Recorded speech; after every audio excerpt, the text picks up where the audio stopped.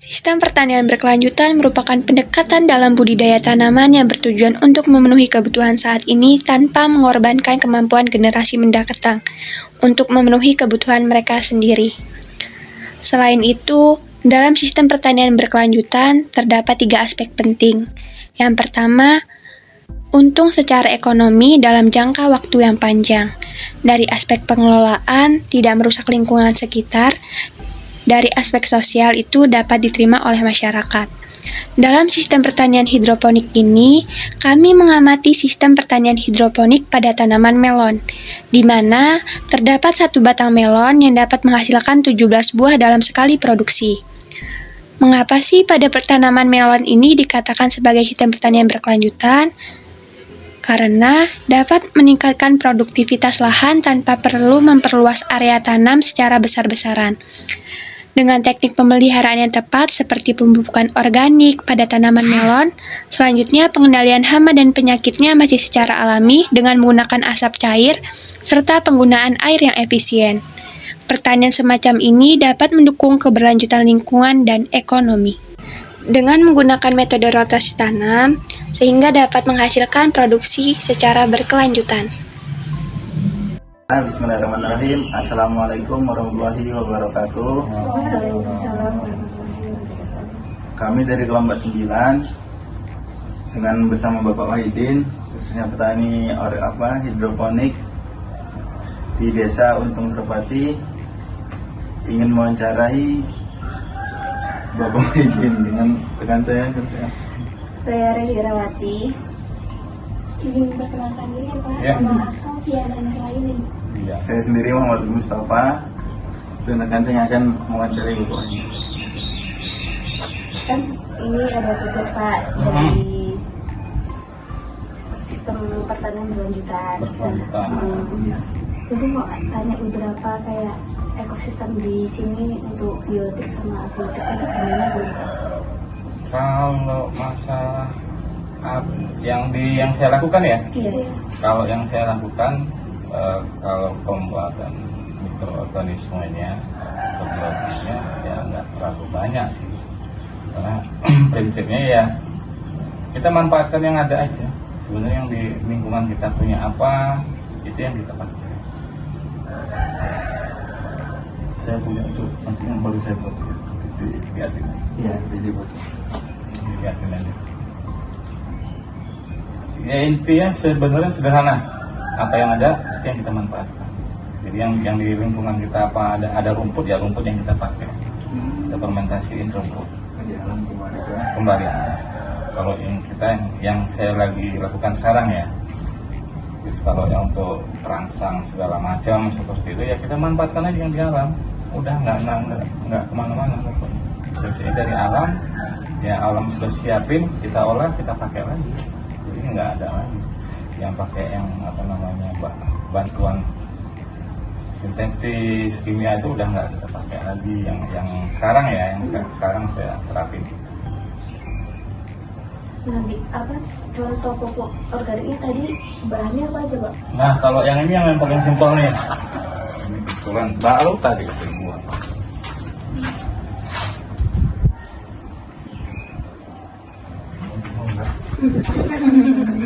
Ya kan? Ini baru saya buatin. rumput itu Pak. Rumput yang di sini, ya kan? Hijau-hijauan aja. Tuh. Biasanya cuma dibuangin apa itu? Nah ya itu, ini ada nutrisinya nggak? Ada. Ada kan pasti. Ya ngapain dibuang? Ngapain dibakar? Ya nggak? Tambahin mikroba untuk pengurainya, ya kan? Tambahin makanan mikrobanya, ya kan? Makanannya apa? Karbohidrat. Saya pakai nasi. Ini nasi saya pakai. Ya kan daun-daunan di sini kan? Iya. Oh, ini ada putusan dari cabang melon tadi kan? Daripada dibuang kan? Masukin ini. Simpan aja. Sampai berapa ini Pak? Nah, kalau organik ini kan semakin lama semakin bagus. Ya kalau mau yang seperti itu mah itu berbicara skala industri sih ya. Kalau kita kan sekarang kan sederhana sih ya. Kalau sekarang alat bantu udah banyak kok. Buka pakai Google. Kelembaban ada. Iya nggak? Iya. Besok mau hujan, Tahu. tahu. Walaupun itu perakiraan, tapi sekarang kan sudah mendekati 90% loh ya. Keakuratannya 90%. Nah, itu yang kalian harus sosialisasikan ke petani. Aplikasi-aplikasi begituan harus dikenalin sama mereka. Lo ini musimnya bulan depan sudah kita tahu kan prediksinya kan? Udah tahu bulan depan kering. Iya nggak? Tanam sekarang, aku nggak bunuh diri. Wah, iya banyak kejadian kan sekarang. Iya, iya. Jagung yang kemarin selesai kan? Gagal panen. Gagal panen kan? Karena mereka nggak pernah, mereka masih menggunakan pola yang lama, mindset yang lama, hitung-hitungan pakai apa mongso bahasa orang Jawa itu, iya nggak? Udah nggak pakai sekarang, bukan kita menghilangkan itu loh ya, Iya. bukan menghilangkan itu teknologinya orang lama, teknologi orang lama. Mbak. Ya prediksi mereka begitu karena siklusnya memang begitu. Nah, cuman sekarang kan terjadi pergeseran nih siklusnya. Nah, sekarang kita sudah enak dibantu sama aplikasi di Google, di HP itu buka HP-mu. Mau apa, data apa. Sekarang untuk pengobatan hama segala macam, pakai HP aja bisa selesai. Tinggal foto. Iya kan? Nanti kita bukti. Ini kekurangan unsur apa? Saya begitu, kan dengan foto. Udah ketahuan, oh ini sekarang kekurangan unsur hara, misalkan kena penyakit. Tahu kan nanti kita praktek. Saking simpelnya sekarang itu. Ajarin teknologi petani kita. 11 kalian. Karena tadi kan udah tahu Pak pakai handphone kan bisa untuk prediksi. Nah, kalau untuk menghindari perubahan iklim biasanya kan kurang pas juga prediksi itu Pak. Betul, 90% Bisa hujan, sekarang. bisa panas. Nah, gimana Pak cara mencegah untuk menghindari perubahan iklim itu? Nah, kalau saya, itu saya bilang senangnya itu kita mencegah, rutin artinya. Kita kan pakai organik ya, organik itu sifatnya mencegah, bukan untuk membunuh loh ya. Kita ngusir lah bahasanya kan gitu. Ya kalau kita buat ritmenya seminggu sekali, ada serangan nggak ada serangan, ya seminggu sekali kita spray, kita semprot. Perawatan begitu. Jadi kita lebih mencegah. Nggak sakit ya, tapi kita sudah imunnya dulu, ya kan kita cegah dulu, cekal dulu. Keserang pun tadi saya bilang, kalaupun kita keserang, tapi nggak fatal, nggak parah gitu. Banyak yang terjadi kan sekarang udah kena serang, baru diobatin, susah kalau gitu. Ajarin, berubah mindsetnya, petani kita. Tapi kan ya mau tinggal kita yang mau apa enggak sebenarnya yang melakukan itu. Karena yang ngapain orang tanaman sehat kok, ngapain semprot ya kan? Iya.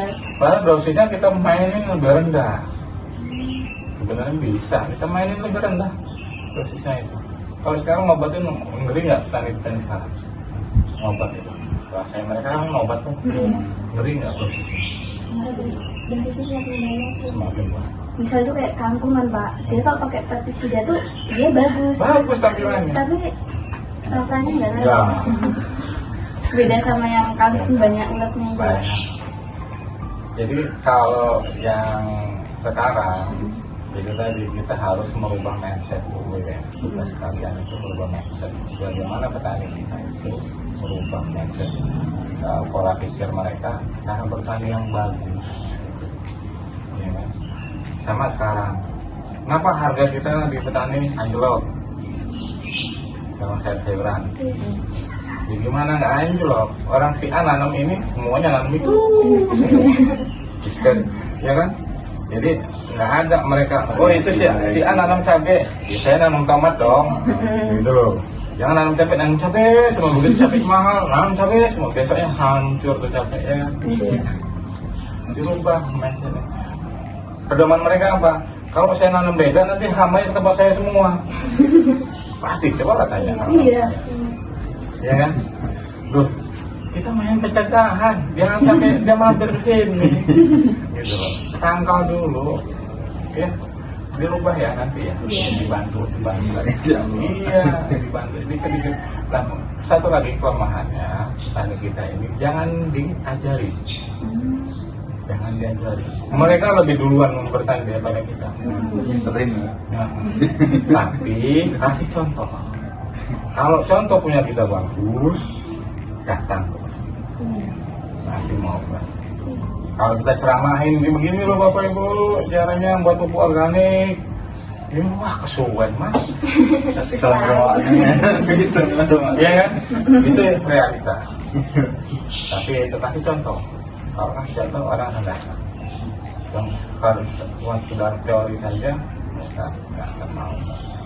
Saya itu pernah dibilang sosialisasi organik.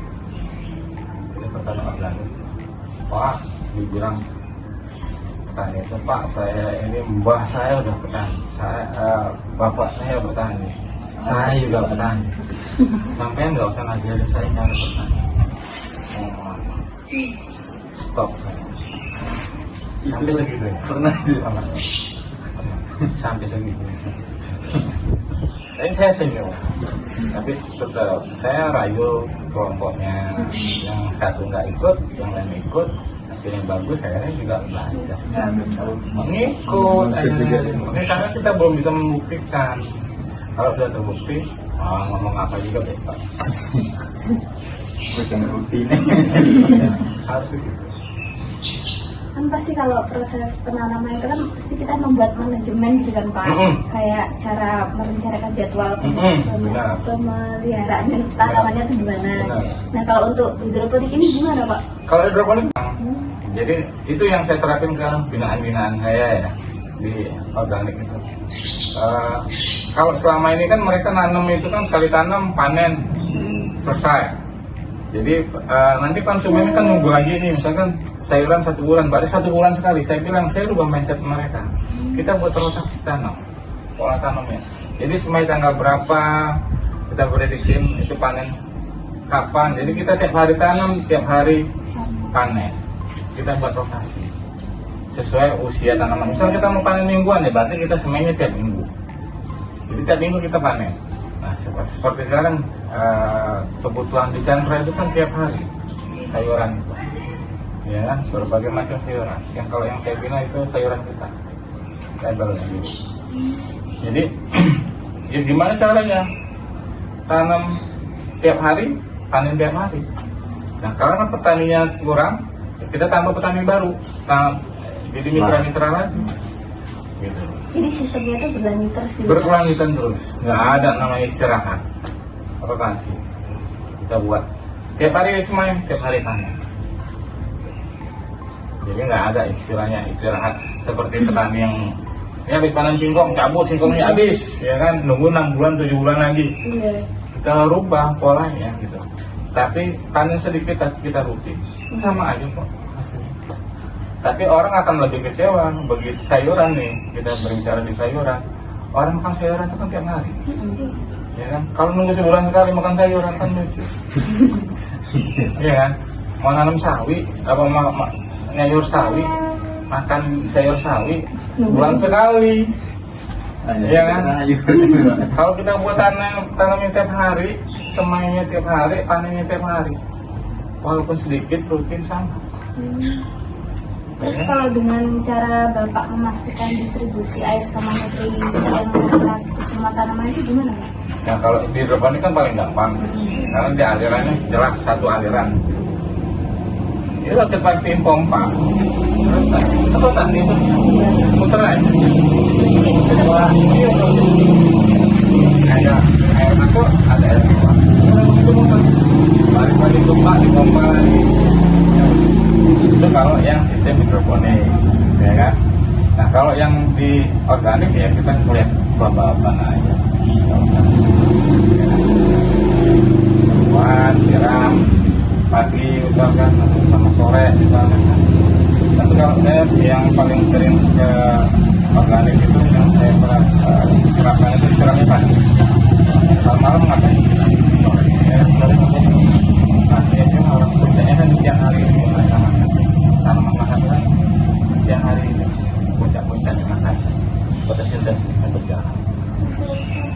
Intensitas cahaya mataharinya gimana Pak kalau hidroponik itu? Harusnya full, semua tanaman harusnya full, cuman suhu tetap dijaga, kelembaban tetap dijaga. Harusnya kan seperti itu. Jadi kalau tempat saya terbuka, kenapa saya terbuka? Sirkulasi udaranya lebih bagus. Gitu.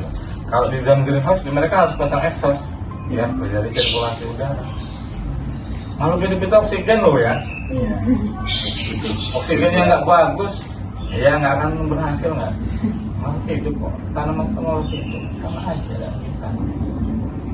Makanya saya bilang sirkulasi harus bagus, nutrisi harus pas komposisi. Kalau di hidroponik itu kan detail, lebih detail lagi. Ini butuh kalsiumnya berapa, butuh nitrogennya berapa, fosfornya berapa, kaliumnya berapa, itu ada detail. Kalau itu tergantung jenis tanaman. Kalau sama mereka bukan hanya berbicara di vegetatif generatif, per item sayuran malah tanaman mereka udah buat ada aplikasinya. Kalau saya pakai hydroban, masukin data-datanya, hasil dari mana? Hasil dari riset-riset kalian sebenarnya. Saya ngapain? Iya kan? Saya sering nyolong itu dari universitas, jurnal-jurnal kalian itu. Jadi dari universitas. Kalau mereka kalian yang muji kan? Saya yang ngambil aja datanya.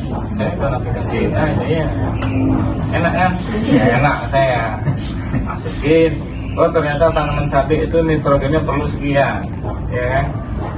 Fosfatnya perlu sekian, kaliumnya perlu sekian, kalsiumnya perlu sekian. Saya tinggal masukin aplikasi, selesai itu datanya. Kalian yang praktek. Kalian kan menampilkan yang buruk dan yang baik kan? Iya. Dari yang terburuk sampai terbaik kan? Biasanya kan begitu ya. Ya saya ambil yang terbaik lah. Enak kan? Gampang ternyata. Cuma kan kalau petani kan jarang yang bisa yang mau mengakses hal-hal seperti itu. Nah kalian tuh kadang-kadang saya tuh bingung, ya kan, akademisi, buat skripsi, misalnya tentang pupuk, tapi disimpannya di sana saja, di buku saja, nggak pernah dipraktekin. Iya nggak? Iya, sayang ilmu kalian itu. Kalau saya nyolong aja, nah, kalau saya nyolong. Karena mindsetnya tuh masih kayak, berarti kalau udah jadi sarjana harus jadi PNS gitu loh Pak. Nah ya itu yang saya bilang tadi. Orang tua itu nggak mau yang orang tuanya jadi petani, anaknya jadi petani. Mindsetnya itu masih, padahal sekarang banyak petani sukses malah bukan dari lingkungan fakultas pertanian. Ya nggak? Semua jurusan bisa ya Pak. Semua jurusan bisa. Dengan hidroponik itu jauh lebih gampang. Kalau hidroponik ya, kalau organik ya agak ribet. Kita mainin banyak yang kita mainin. Hidroponik banyak, boleh buka di Google. Pasti rata-rata di YouTube terutama ya. Pasti bukan orang pertanian tuh yang main di hidroponik, petani-petani hidroponik itu.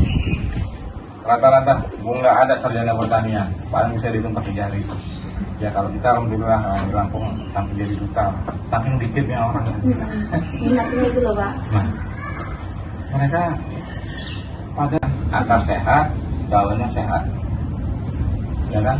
Karena proses pengolahan nutrisi itu kan di daun, fotosintesis. Jadi ya kita jaga daunnya sih biar tetap sehat, akarnya tetap sehat. Itu tanaman akan hidup terus selamanya. Berarti kuncinya itu di akar ya Pak? Di akar dan di daun. Itu sehat, daunnya sehat, akarnya sehat, tanaman itu akan nggak ada matinya pokoknya. Beneran. Produksinya tetap berjalan. Tetap berjalan, ya kan? Kata kuncinya kan di situ. Terus kalau untuk sistemnya kan tiap tahun itu berbeda-beda nggak sih Pak kalau hidroponik itu? Apanya? Sistem penanamannya Enggak. berarti sama terus Sama Pak? terus begitu aja. Begitu aja. Kalau hidroponik ya sistemnya ya begitu aja. Yang pakai NPK, DFT ya tergantung petani yang mau pakai sistem yang mana. Mereka mau pakai NPK. Kalau hasilnya dijual di Chandra terus gimana lagi Pak? Banyak sih. Yang kalau sekarang kita harus sudah mulai ke petani konvensional ke pasar konvensional, pasar tradisional. Karena prinsip begini, hidroponik itu harusnya jauh lebih murah daripada organik. Iya. Harusnya loh ya. Yang buat mahal itu kan karena investasi pipa ya, misalkan kalau menggunakan pipa kan investasi di awal. Itu kan investasi, harusnya nggak kita hitung untuk produksi ya, itu aset, namanya aset kan. Dan untuk puluhan tahun pun nggak ada masalah, ya kan. Jadi kalau operasional mah jauh lebih murah. Kalau di petani konvensional itu mereka semprot bahasanya ya, racun kan, spray itu untuk obat pengobatan. Kalau kita nggak pakai itu.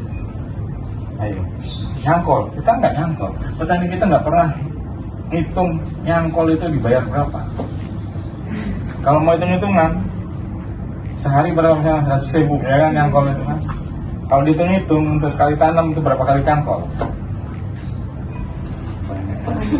Kalau itu dihitung 100.000 sehari, itu ngantor 10 hari, ya kan 1 juta. Ayo, mahal nggak? Tapi orang kita, petani kita nggak pernah menghitung harga tenaga. Contohnya berobat aja udah, iya kan? Coba kalau petani hidroponik, orang nyemprot enggak, nyangkul enggak, mengontrol air aja, kurang nutrisi, tambah nutrisi, ya kan? pH-nya naik, turunin, pH-nya turun, naikin, udah. Makanya petani boleh berdasi itu saja, ya kan? Nyantai. Kalau di hidroponik sini tuh ada kayak pembersihan pipa-pipa gitu ya? Ada, tetap ada berkala. Satu yang biasanya dibersihin karena lumut ya. Iya. Nah, lumut kan dibersihin berkala. Ya itu tadi kalau ikan nanamnya itu kan nggak makan waktu lama bersihin itu. Orang tinggal buka. Kalau saya pakai talang, tinggal buka talang, sikat, selesai.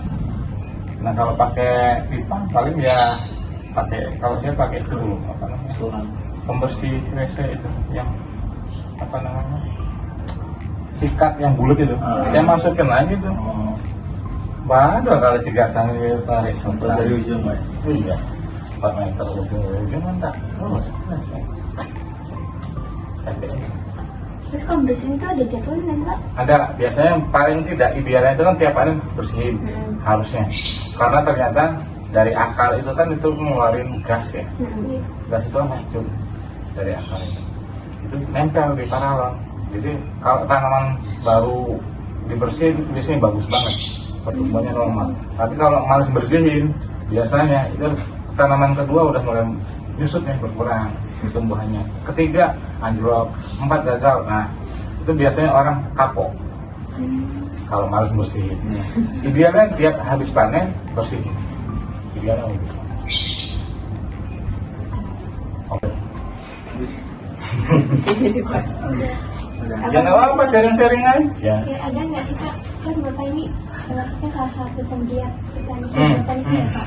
Kayak keuntungan sama tantangan dalam Bapak menjalankan ini. Kalau saya di sini nggak ke bisnis sih ya, jadi saya nggak berbicara untung ya.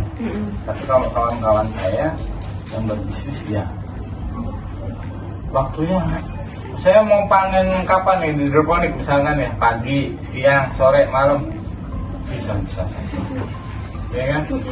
Nah kalau di konvensional nggak bisa, panennya harus siang, paling ke siang, malam-malam ya habis badan panennya. Nanamnya, nyemainya juga begitu. Nyemainya itu kalau di hidroponik mau pagi, mau siang, mau malam silahkan saja, sah-sah saja. Kalau kita pakai medianya, media tanam sendiri, ya, kalau buah misalnya. Saya mau kadang-kadang malam nyemai dulu. 24 jam pecah, kenalin matahari. Selesai. Nanti 2 minggu baru pindahin ke instalasi, misalkan kan standarnya kan begitu ya, SOP. Nah kalau di petani semuanya ya ditahan langsung. Malam-malam mau nyemai dan apa? Kalau untuk waktunya gimana sih Bapak ngajar? Nah, ya kan itu tadi saya bilang, emang perlu waktu khusus? Enggak, tinggalin aja. Yang penting kan dijaga. Kalau di hidroponik itu kan airnya, nutrisinya itu dijaga, estimasiin. Nah, balik kalau sekarang saya sistemnya kan otomatis. Jadi begitu airnya udah berkurang, surut, otomatis sama sendiri. Pakai pelampung, ya tadi enggak yang situ tadi ya, kan ada pelampung. Jadi kalau airnya habis, kemudian masuk sendiri. Ada penandanya itu. Nambah sendiri. Otomatis gitu ya? Enak. Tinggal aja. Apalagi, nah kemarin ada yang dari mana ya? Enak. Mana nawarin kemarin? sistem IOT itu malah bisa dikontrol dari HP ya. Ayo. pH-nya berapa mau dibuat ya kan, enak nggak jadi petani?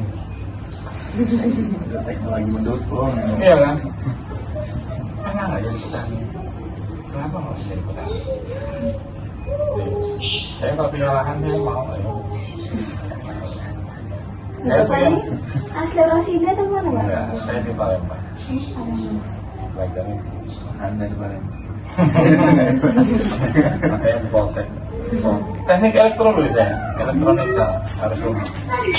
Belum sering. Berarti rasa ingin tahu tadi Pak ya. Terjun ke sana. Nah iya, sekarang prediksi begitu loh. Apa namanya, circle kehidupan gitu. Sekarang kalau masih ada orang hidup, dia butuh makan. Nah, terus kalau nggak disiapin makannya, gimana? Ya harus kita siapin makannya. Bisnisnya, Vitamin. agribisnis banget itu. Agribisnis banget itu. Pak, tapi kalau petani hidroponik itu kan saling kerjasama kan ya? Maksudnya? Maksudnya nggak apa ya, nggak saingan gitu. Ya tetap. Kalau persaingan tetap ada lah, nggak mungkin enggak. Di dunia. Iya. Apalagi kalau petaninya semakin banyak, ya kan, nanamnya sama, ya kan, itu udahlah tabrak-tabrakan. Ya, soalnya. Tapi kalau di grup saya, karena di bawah satu manajemen, di sayuran kita itu yang enggak yang sama. Jadi malah kita yang kadang-kadang kita yang buatin standar harga. Mereka bingung makanya mau jual harga berapa. Bapak yang ngatokin ini. Ya, kita yang merancangin harganya malah gitu. Ya, kalau di Chandra itu sayuran kita itu harganya paling murah, 10.000 per kan, 200 sampai 250 gram. Kalau yang lain itu lebih 11.000, 12.000, 13.000. Kalau kita yang paling murah, karena 50.000 masih dapat. Itu untuk kantor bukit yang 500 tanaman. Nah kalau tanamannya sampai duluan, makanya kuantitinya itu, faktor pengalinya itu yang jadi membuat orang sukses. Ya, 100 perak, 100 rupiah, ya kan, kali 1 juta ya 100 juta. Ya kan? Ya. Tapi ya itu tadi pesan saya, titik buat kalian, ayo kalian bantu ubah mindset para petani Indonesia. Ya kan? Jangan ngobatin, lebih baik mencegah satu. Ya kan? Nanam itu nggak mesti sama dengan yang lain-lain. Ya kan? Harus belajar cerdas. Terus ya sekarang teknologi ada, waktunya nggak boleh nanam, ya jangan nanam, jangan maksain. Kecuali di greenhouse mah bebas, mau nanamnya kapan aja, apa aja, pas. Kalau di greenhouse kan mau musim panas, mau musim dingin, kalau di greenhouse mah nggak ada masalah. Ya kan? Tapi kalau kalian bisa merancang untuk membuat greenhouse, silakan. Bagus, prospek kan. Ya. Ayo, bisa. Mulai dari hal-hal kecil. Mulai dari hal kecil. Mulai dari sekeliling perumahan itu. Hijau-hijauan, ya kan? Yang pasti dia punya unsur nitrogen. Ya nggak? Berguna nggak untuk tanaman? Berguna dong. Terus dia pasti kalau yang tumbuhnya cepat, ini kan cepat tumbuhnya kan? Perlu ini kan? Berarti kalau dia tumbuhnya cepat, berarti dia punya kandungan hormon auksinya tinggi. Ya, berguna nggak? Jangan mikirin berat-berat. Berarti kalau untuk nutrisi itu berarti dari kayak nasi gitu. Itu makanan mikroba kok mas. Karbohidrat. Ini makanan mikroba. Mikroba kan perlu protein sama karbohidrat. Dua itu aja. Kasih gula sama saya. Biangnya kasih E4. Gulanya gula putih, yang ada di gula putih, gula apa gula merah, gula merah.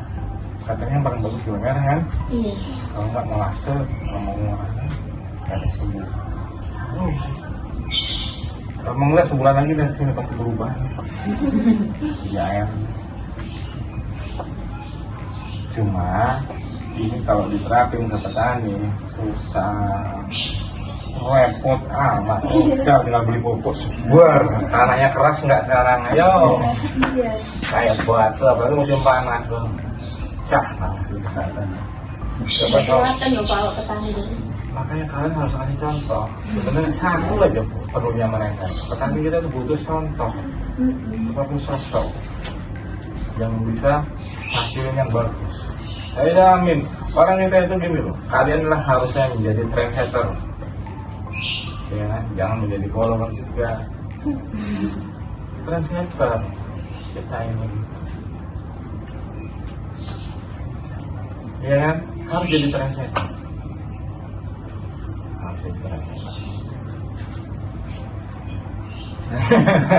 Ya. Ya, Oke, baiklah, alhamdulillah itulah tadi hasil wawancara kami. Terima kasih pada Bapak Wahidin yang telah berkenan kami wawancarai. Semoga apa yang kita dengarkan menjadi manfaat dan barokah agar bisa kita amalkan di kemudian hari. Wallahul muwaffiq. Assalamualaikum warahmatullahi wabarakatuh. Waalaikumsalam warahmatullahi wabarakatuh.